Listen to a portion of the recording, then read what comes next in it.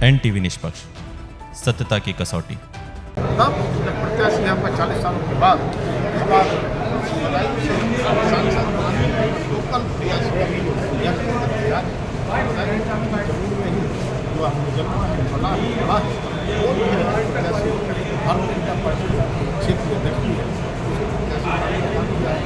कह सकता हूँ आज तो प्रधानमंत्री सबका साथ सबका विकास और दो बार माननीय प्रधानमंत्री को इस देश के आशीर्वाद देने का काम किया तब मैं कहूँगा इस बार PM साहब को कहा है कि 400 पार करके 30 वर्ष बनाएंगे तो हम बनाएंगे कमर हरी अंदर से खिलाएंगे और साथ ही साथ 80 में से 80 कमर खिलाने के लिए उत्तर प्रदेश की जनता भाजपा का पूरी तरह। मंत्री जी, कल फर्स्ट फेसिंग की वोटिंग होने जा रही है, क्या कहेंगे इसको लेकर? फर्स्ट फेसिंग की वोटिंग 19 तारीख को हो रही है। कह सकता हूँ कि सभी सीट भाजपा में रहने वाली है और भाजपा के सामने कुछ नहीं। मंत्री जी, जिस तरीके से देखा होगा आपने, लगातार राजपूतों का विरोध जो है बढ़ रहा है, उसको लेके क्या कहेंगे आप? क्योंकि कई सीटें ऐसी हैं जहाँ पे डेंट का काम कर सकते हैं ये वोट, तो इसको लेके क्या कहेंगे? राजपूत हमेशा भाजपा के साथ रहा है, भाजपा के साथ है और आदरणीय हमारे मुख्यमंत्री योगी जी के नेतृत्व में जिस तरह से क्षत्रिय समाज को सम्मान मिला है और योगी जी ने जिस तरह से कानून का राज उत्तर प्रदेश में स्थापित करने का काम किया है, उत्तर प्रदेश को उत्तर प्रदेश बनाने का काम किया है, ये गर्व पूरे देश की जनता करती है और क्षत्रिय समाज सबसे राजनीति का होता है। ये क्षत्रिय समाज हमेशा भाजपा के साथ रहा है और कहाँ कैसे गलत कर रही है मुझे पता नहीं है, लेकिन जब जहाँ जाता हूँ क्षत्रिय समाज बढ़ चढ़ कर भाजपा की वोटिंग करने के लिए लगातार प्रचार प्रसार भी कर रहा है।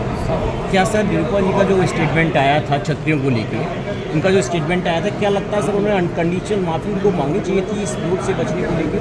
मेरी जानकारी नहीं है, मैंने ऐसा स्टेटमेंट देखा भी नहीं है, लेकिन अगर इस प्रकार में कहीं कोई बात मामला सुझा नहीं, व्यक्तिगत रूप से कोई स्थानीय स्तर की बात होगी तो सुझाया गया होगा, लेकिन हम सब जानते हैं गुजरात की सभी सीटें भाजपा के पक्ष में आती है और मदद आई। इस समय इन पर 14 से अधिक मुकदमे दर्ज हैं, वो लगातार पत्थर टेक रहे हैं। देखिए, जिनकी छवि जिस प्रकार की है, ऐसे लोगों का साथ जो प्रत्याशी लेगा वो गड्ढे में जाएगा। अब मैं कह सकता हूँ 2024 में जिस तरह से जनता का आशीर्वाद होता है और हम तय किया है इस बार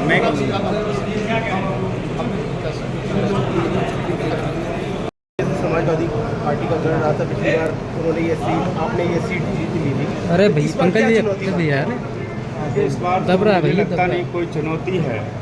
गढ़ तो अब केवल मोदी जी का पूरा देश और मोदी जी की जनता दीवानी है। लोकतंत्र में सबसे बड़ा गढ़ जनता होती है और जनता जनार्दन के मन, दिल, मस्तिष्क सब पर मोदी जी का मैजिक।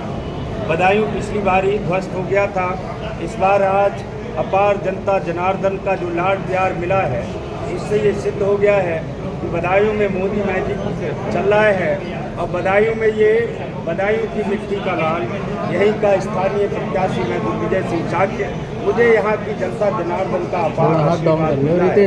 निश्चित रूप से बड़ी रिकॉर्ड मतों से यहाँ कमल का फूल खिलेगा। क्या प्राथमिकता रहेगी अभी आप? मेरी प्राथमिकता रहेगी यहाँ हमारी सरकार में 95 किलोमीटर का गंगा एक्सप्रेस वे बना है। बहुत बड़ी सीमा यहाँ बदायूं जिले में गंगा एक्सप्रेस वे की है, तो कनेक्टिविटी बदायूं जिले की बड़ी है और कनेक्टिविटी बढ़ने के अवसर हैं, उनको बढ़ावा देना मेरी पहली प्राथमिकता रहेगी। अच्छा, एक बात आई थी वजीरगंज में कोई बहुमाफिया को शामिल किया गया आपके द्वारा, क्या उसके घर भी जाके किया गया था? ये आप जांच परख करो, अभी मुझे ऐसी कोई संज्ञान नहीं है कौन भूमाफिया कौन क्या है। भारतीय जनता पार्टी सामान्य कार्यकर्ताओं की पार्टी है, मैं भी सामान्य कार्यकर्ता हूँ, नाते यहाँ ऐसी कोई बात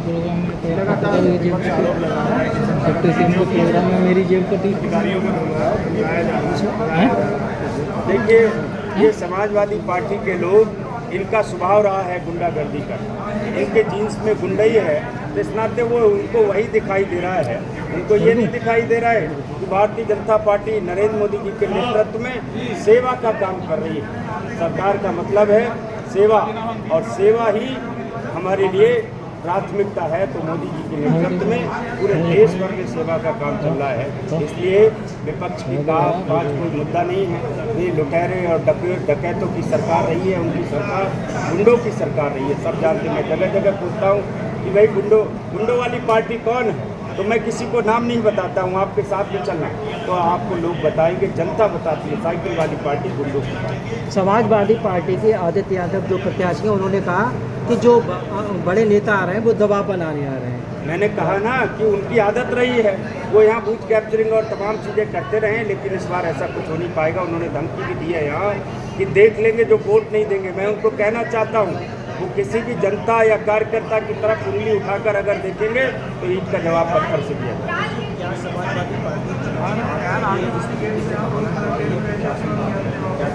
हाँ, निश्चित रूप से मैं ये कहना चाहता हूँ, पहले धर्मेंद्र यादव जी को भेजा उन्होंने, अखिलेश जी ने, फिर अपने चच्चा को भेजा और चच्चा को फंसा दिया उन्होंने।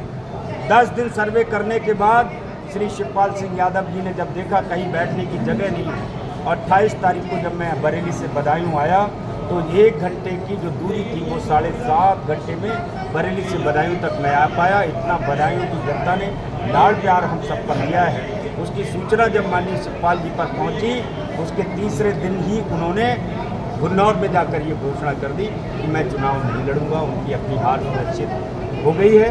पहले भतीजे ने चच्चा को फंसाया, अब चच्चा ने अपने बच्चा को फंसा दिया हार के नाम। देश विदेश की ताज़ा खबर पाने के लिए हमारे चैनल NTV निष्पक्ष को सब्सक्राइब करें व बेल आइकन दबाना ना भूलें।